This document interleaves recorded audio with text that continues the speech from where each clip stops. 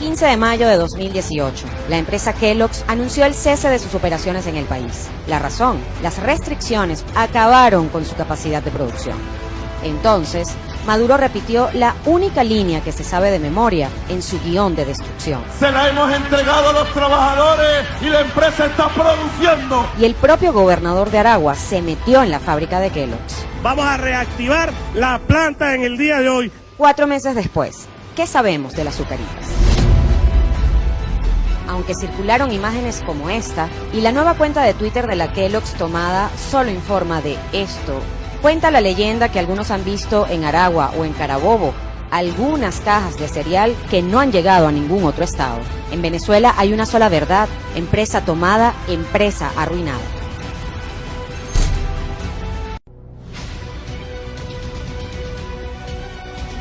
Al grito de exprópiese, Hugo Chávez anuncia la toma de una de las empresas de productos lácteos del país. El gobierno de Hugo Chávez concretó la toma el 14 de marzo de 2008. Aquí no se va a ir nadie, a menos que alguien se porte mal y empiece a tirar piedras. Y como era de esperarse, la producción bajó. No hay materia prima, y sus trabajadores fueron engañados por unas mejoras que nunca llegaron. Los trabajadores sin uniforme, se nos adeuda pasivos laborables. 10 años después de la expropiación y con la desaparición de sus productos de los anaqueles, los farsantes no se cansan de mentir. Fedecámara, Consecomercio y Venanción están detrás de la guerra económica contra el pueblo. Lácteos Los Andes es otra confirmación de que en Venezuela, empresa tomada, empresa arruinada.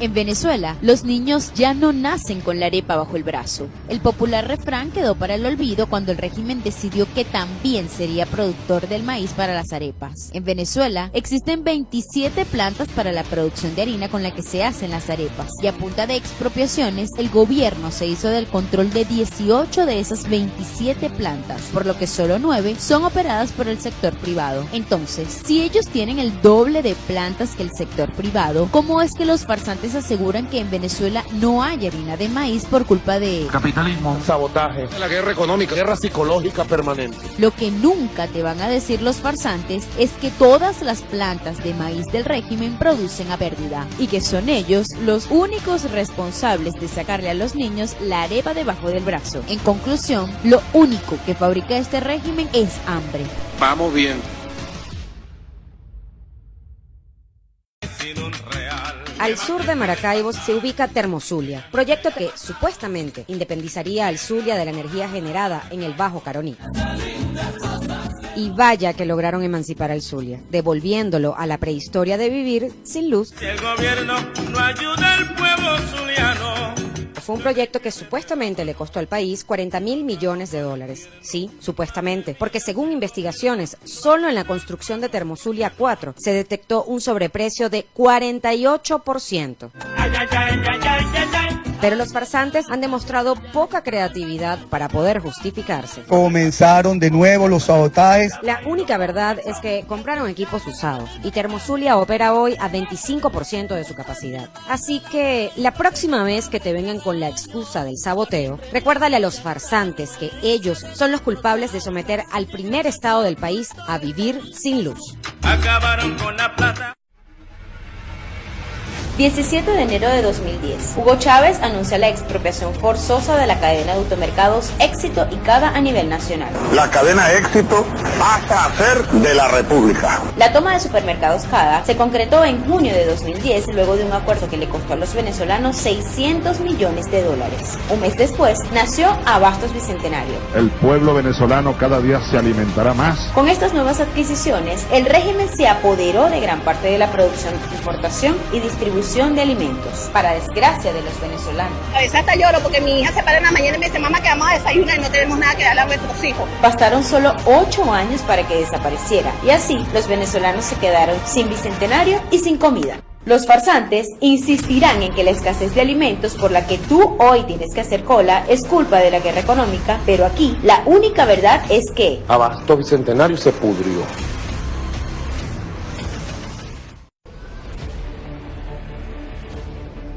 Hacienda El Charcote. En los 90 producía 1,25 millones de kilos de carne al año. Expropiada en 2004, para mayo de 2009 la hacienda no producía ni una res. Expropiación de fincas al sur del lago. ¿Quién no recuerda a Juan Carlos Loyo con el arma en su cintura tomando 47 fincas en el sur del lago de Maracaibo? Tan solo 9 meses después del show, la producción de carne había caído 25%. Hato Piñero. Para el momento de su expropiación se entregaron 13.000 cabezas de ganado. 5 años después, ni siquiera le habían pagado el hato a sus dueños.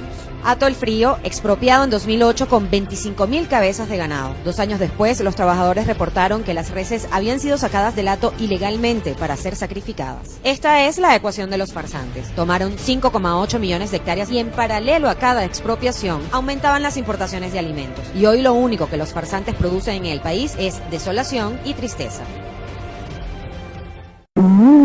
Ya están sonando. ¿Quién no se acuerda de este comercial? El Café Fama de América, con más de 100 años de tradición en el país, se convirtió en un recuerdo lejano cuando en el año 2010 fue expropiada. Y aplicamos desde este momento la medida de ocupación temporal. Y no hay que ser adivino para saber qué pasó con Fama de América.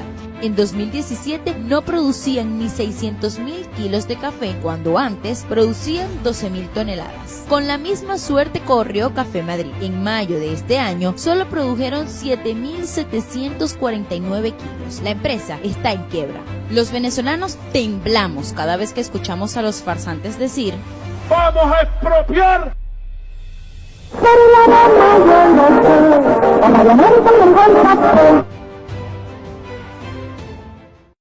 Año 2009. El gobierno de Hugo Chávez anunció que Venezuela contaría con una línea de ferries que cubriría la ruta La Guaira-Margarita. Para ello, había adquirido el ferry HSS Discovery. Llegó al puerto de Guanta en octubre de 2009. 2 meses después, fue anclado en La Guaira, pero pasó el 2011 y el barco no había logrado su primer viaje, pues resulta que el ferry más veloz, el más grande, que le costó al país $55 millones, no estaba hecho para atracar en puertos venezolanos. Entonces los farsantes hicieron lo de siempre: estafar a los venezolanos. Medios de comunicación reseñaron que la nave se usaba de manera regular para fiestas privadas de amigos de la revolución. En marzo de 2012 apareció en Curazao, donde fue retenido por supuestamente contrabandear combustible. Y es así como llegó a su final. El buque, que nunca zarpó, pasó varios años en Curazao, hasta que, según información extraoficial, en 2015 fue trasladado a Turquía para ser desmantelado. Esta es la historia que demuestra que los farsantes son peores que el salitre. Todo lo que tocan lo destruyen. El top de expropiaciones que acabaron con el azúcar en el país.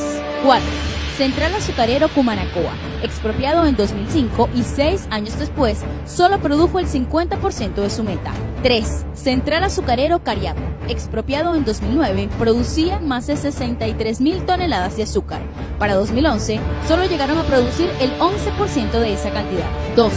Central Azucarero Motatán, tomado por la Guardia Nacional en septiembre de 2006. 6 años después, producían menos del 10% de la capacidad instalada de la planta. 1.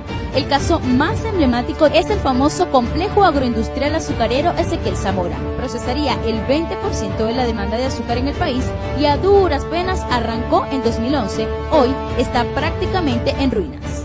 Así fue como Venezuela pasó de ser un país dulcito al amargo de los farsantes que hoy apenas producen el 28% de la demanda del país. Guía rápida para entender por qué en Venezuela no hay leche. Vamos desde el comienzo. Cuando en el año 2001 entró en vigencia la Ley de Tierras, se inició el proceso de expropiaciones en Venezuela. Hatos y haciendas productores de leche fueron tomados. No alcanzarían los capítulos de esta serie para demostrar con ejemplos cómo cada expropiación se tradujo en escasez y desabastecimiento. Un caso emblemático es el de la Hacienda Bolívar. Tomada en el año 2010, producía 5.000 litros de leche y así se encuentra hoy. Escasamente se producirán unos 400 litros de leche. La destrucción de los farsantes es tal que hoy hay niños venezolanos que ni siquiera han probado la leche en su país. O sea, tu niño nunca probó la leche. No, la probó aquí. Pero los farsantes creen que pueden seguir engañando a los venezolanos, que desde las colas para comprar comida se preguntan: ¿dónde están las empresas del Estado que expropiaron y las mercancías de ellos no están? Así es, y aunque muchos venezolanos ya no les creen, este video es para aquellos que todavía confían en que con los farsantes podrán conseguir al menos un vasito de leche. Año Año 2008. Los farsantes venían rondando a las cementeras Holcim, Lafarge y Cemex. Que no se llegó a un acuerdo con Cemex, le dije, bueno, tomemos las plantas, pues. Y así fue. Uno de estos farsantes, que hoy pretende pasar agachado como responsable de la destrucción del país, hizo el mandado. Se fueron a medianoche a la planta de Cemex en Anzoátegui. Esperaron a que el reloj marcara las 12 de la medianoche. Y se acabó Cemex. La toma de Cemex le costó a los venezolanos 750 del 90% de la producción en el país, y ya para 2015 se produjo 41% menos cemento que en 2007. Y el cemento queda en manos de los ladrones. Los farsantes que amenazaron, tomaron y destruyeron ahora son los jefes de la mafia que decide cómo, a quién y a cuánto se vende el saco de cemento en el país. Esta es la triste historia de 3 empresas que fueron pulverizadas como el cemento. Año 2015. El entonces vicepresidente Jorge Arriaza presentó el nuevo precio controlado de los huevos. Nadie en este país puede vender el cartón de huevos a más de 420 bolívares. Y una vez que Arriaza anunció la regulación, la producción avícola se fue al piso. Las gallinas ponedoras empezaron a morir de hambre. Los precios aumentaron 28.000% y se desaparecieron los huevos. En 2015 se producían más de 5.600 millones de huevos, pero la producción hasta enero de 2018 ya había caído 75%. Los 420 bolívares fuertes se han convertido en 12 y hasta 20 millones de bolívares de los de antes, porque los farsantes no se cansan de repetir la fórmula fracasada: control de precios, escasez, hiperinflación. A los farsantes no les importa si tú consigues o puedes pagar los huevos. Nada más Maduro tiene para sí mismo 152 gallinas con las que hace sus propios cartones. Si ellos lo hacemos, ¿por qué no lo podemos hacer todo, verdad, Silvia? Este es un breve recuento de las primeras piedras con las que los farsantes han hecho tropezar a todo un pueblo. La construcción del tercer puente sobre el río Orinoco trae el desarrollo social y económico al sur de Venezuela. Esta obra se inicia con la colocación de la piedra fundacional en el marco del anuncio de la revolución petroquímica efectuada por el presidente Hugo Chávez Fría. El aeropuerto internacional tiene que sembrarse aquí para contribuir poderosamente al desarrollo integral. 19 de noviembre de 2006 fue colocada esta piedra fundacional en una transmisión con el presidente Chávez. Ahí está la piedra y el monte, que es nuevo. Tropecé de nuevo con la misma piedra.